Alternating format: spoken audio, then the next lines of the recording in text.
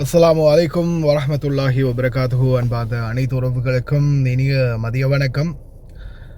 Social media இப்போதைக்கு full trending. இந்தியாவினுடைய election, தமிழ்நாட்டு அரசியல் மாற்றம் எப்படி இருக்க போகுது அப்படின்றது தான் பொறுத்திருந்து பார்க்கலாம். பலரும் தங்களுடைய வாக்குச்சாவடிகளில் வாக்குகளை பதிவு பண்ணிக்கிட்டே இருக்கிறாங்க. விறுவிறுப்பான தேர்தல் களம் தற்போது நடைபெற்று கொண்டிருக்குது. வாக்கெடுப்பு பார்க்கலாம் பொறுத்திருந்து. குவைத்தின் ஆன்லைன் பண பரிமாற்றங்களுக்கு மொபைல் ஐடி செயலி இப்போது கட்டாயமாக்கப்பட்டுள்ளது. ஏப்ரல் 22 வெளியாகி இருக்கக்கூடிய இந்த தகவல் அராப் டைம்ஸில் வெளியாகி இருக்குது. இணைய பாதுகாப்பை வலுப்படுத்தவும், நிதி அமைப்பு முழுவதும் வெளிப்படை தன்மையை மேம்படுத்தவும், அனைத்து ஆன்லைன் வெளிநாட்டு பண பரிமாற்றங்களுக்கும் வாடிக்கையாளர்களை சரிபார்க்க குவைத் மொபைல் அடையாள செயலியை பயன்படுத்துமாறு பண பரிமாற்ற நிறுவனங்களுக்கு குவைத் மத்திய வங்கி அறிவுறுத்தியுள்ளது. நாம் அப்ளிகேஷன் மூலம் சாதாரணமாக இப்போ நம்மளுடைய அப்ளிகேஷன்கள் இருக்குது. அல்முசைன் எக்ஸ்சேஞ்ச், அல்முல்லா எக்ஸ்சேஞ்ச், அது மாதிரி இன்னும் மெல்லூல் எக்ஸ்சேஞ்ச், அது மாதிரி பல எக்ஸ்சேஞ்சுகளுடைய அப்ளிகேஷன் இருக்குது. இந்த அப்ளிகேஷன்கள் மூலம் நம்ம பணம் அனுப்பும்போது நம்பகமான வட்டாரங்களின் படி இந்த புதிய ஒழுங்குமுறை தேவை பரிவர்த்தனை நிறுவனங்கள் செயலி மூலம் வாடிக்கையாளர்களின் அடையாளங்களை சரிபார்க்கவும் ஒவ்வொரு அங்கீகார செயல்முறையும் ஆவணப்படுத்தவும் கட்டாயப்படுத்துகிறது. இதன் மூலம் பரிவர்த்தனையை தொடங்கும் நபர் முறையான கணக்கு வைத்திருப்பவர் என்பதை உறுதி செய்யப்படுகிறது.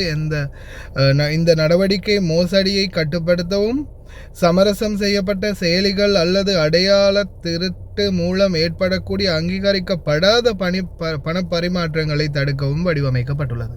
அதாவது நாம் ஆன்லைன் மூலம் அனுப்பக்கூடிய பணம் உண்மையிலேயே சரியான நோக்கத்துக்காக அனுப்பப்படுதா, அதே மாதிரி இதில் ஏதாவது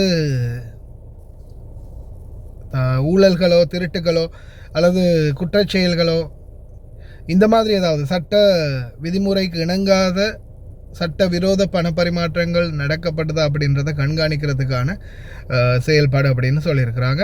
அதே போல் இந்த முன்னெடுப்பு பாதுகாப்பான டிஜிட்டல் உள்கட்டமைப்பை வலுப்படுத்தி மேம்பட்ட சரிபார்ப்பு கருவிகளின் பயன்பாட்டை விரிவுபடுத்துவதன் மூலம் நிதி டிஜிட்டல் மயமாக்கலை நோக்கிய குவைத்தின் பரந்த உந்துதலுடன் ஒத்துப்போகிறது.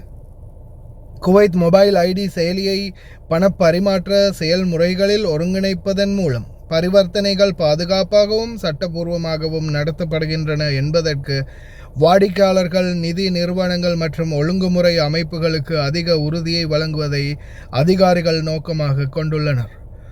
டிஜிட்டல் கையொப்பங்கள், அடையாள சரிபார்ப்பு மற்றும் பாதுகாப்பான ஆவண சேமிப்பு போன்ற அம்சங்கள் வழங்குவதன் மூலம் இந்த செயலியானது குடிமக்களுக்கும் வெளிநாட்டவர்களுக்கும் பௌதிக அடையாள அட்டைகள் இல்லாமலேயே சேவைகளை பாதுகாப்பாக அணுக உதவுகிறது என்று அதிகாரிகள் குறிப்பிட்டனர். நிதி பரிமாற்றங்களில் இதன் பயன்பாடு இணைய வழி தாக்குதல்கள் மற்றும் மோசடி நடவடிக்கைகளுடன் தொடர்புடைய அபாயங்களை கணிசமாக குறைக்கும் என்று எதிர்பார்க்கப்படுகின்றது.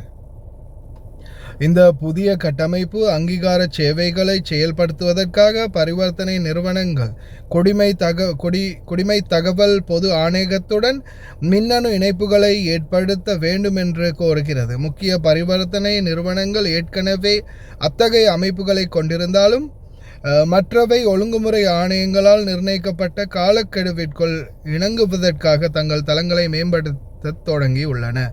இந்த நடவடிக்கை செல்லும் நிதி பரிவர்த்தனைகளின் நிர்வாகத்தையும் மேற்பார்வையும் மேம்படுத்துவதோடு மட்டுமல்லாமல் அன்றாட வங்கி மற்றும் பணம் அனுப்பும் சேவைகளில் நிதி பயன்பாடுகள்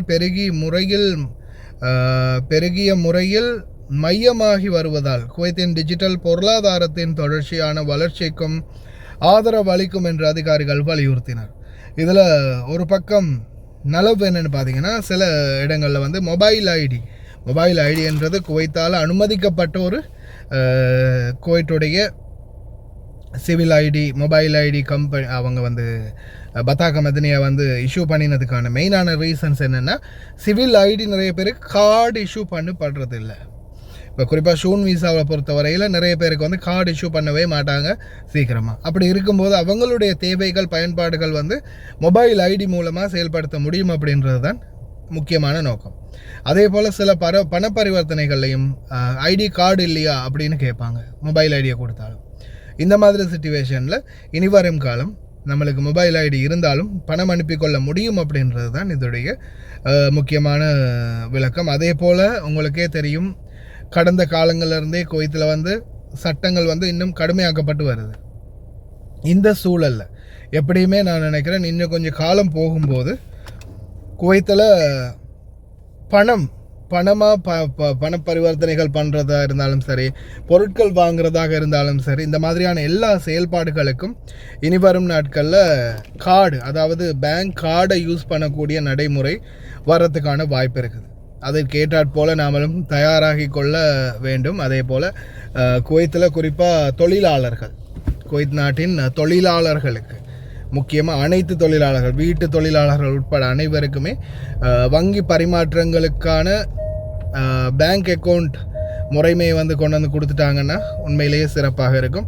அப்போ எல்லா தொழிலாளர்களுக்கும் ஒரு அக்கௌண்ட் நம்பர் இருந்துச்சுன்னா, இங்கே இந்த நாட்டில் ஒரு பேங்க் கார்டும் இருந்துச்சுன்னா அவங்களும் ஈஸியாக அவங்களுடைய பண பரிமாற்றங்களை பண்ணிக்கொள்வாங்க அப்படின்றதில் எந்த மாற்று கருத்தும் இல்லை.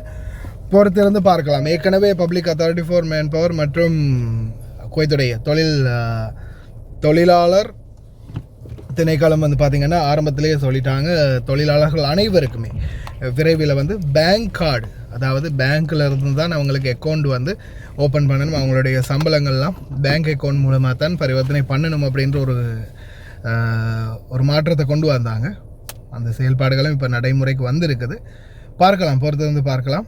வீட்டு தொழிலாளர்களுக்கும் ஒவ்வொருத்தருக்கும் அக்கௌண்ட் மூலமே பணம் போடுற மாதிரியே, அக்கௌண்ட் மூலமாகவே டிரான்சாக்ஷன் பண்ணுற மாதிரி வந்துச்சுன்னா, இந்த சம்பளம் கொடுக்கும்போது சம்பளத்தை பிடிக்கிறது, சம்பளத்தை குறைச்சி கொடுக்கறது, அதே மாதிரி இப்போ நம்ம எக்ரிமெண்ட் பண்ணி வந்த சம்பளம் இல்லாமல் அதை விட குறைஞ்ச சம்பளம் கொடுக்கறது, இந்த மாதிரி பிரச்சனைகளுக்கும் நல்ல ஒரு தீர்வு கிடைக்கிறதுக்கு வாய்ப்பு இருக்குது.